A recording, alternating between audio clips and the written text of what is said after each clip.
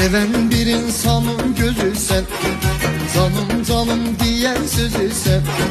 Nefes nefes seni sevirem, yüreğimin ile özü sen. Eşk olup canıma doldun, ne saralıp ne de soldun.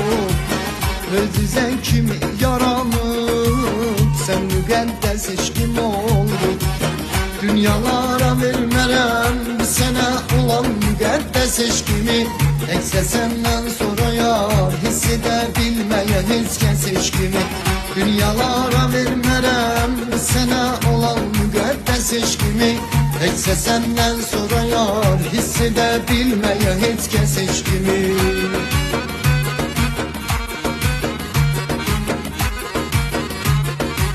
Gözlerinde yaşadığı beşkimizi, yüreğinden kederi silmelisən.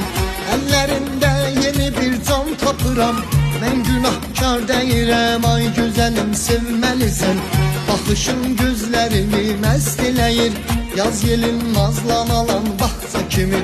Saçların eşkimin üstə sərilib, gülüşün yazda açan